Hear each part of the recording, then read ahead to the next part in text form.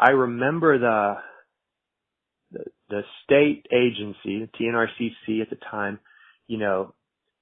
not wanting to move the application forward. They didn't want to process the application, do what they call the technical review. And I remember the executive director of the agency at the time, a guy by the name of Jeff Saitas, who was called to testify in front of the House or Senate, environmental committee, that was considering some legislation to essentially stop SMRF. And that's really what the law, they tried for a couple of legislative sessions to kill the SMRF application. And as I recall, the opponents failed. They weren't able to pass legislation the first time around.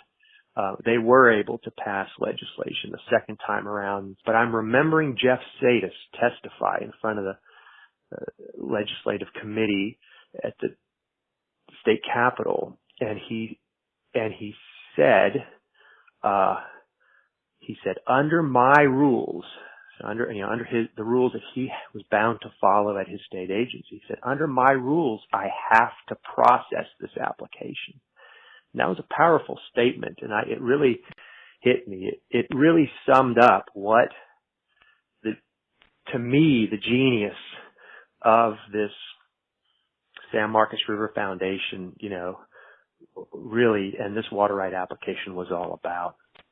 It was, using the rules that the water developers, those that, want to make money off of selling and moving water, using the rules that they had really mostly been, written and been using for many, many years, take water out of streams and to build dams and reservoirs and so forth.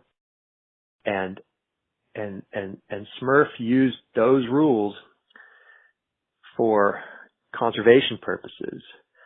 And so there was the director of the state environmental agency explaining to these state legislators that under the laws on the books at the time, he had to process the application. It was a legitimate application. The definition of what the, beneficial use had at that point for many years in Texas included in-stream flows and bay and estuary flows, freshwater, inflows into the sea. And because the law had recognized that was valuable, SMRF simply filed an application the way anybody who would build a dam or a reservoir would file an application, and just explained that they were requesting all this water for the beneficial use of the valuable use of it flowing into the sea. And to hear the state agency head get up there and say, I have to process this application. He was asking, he was putting it on the, right on squarely on the legislature to say, you got to change the law if you don't want these guys to get water for conservation. And that's exactly what the legislature then tried to do. And as I said, it was a couple of legislative sessions, and then at some point they did pass some legislation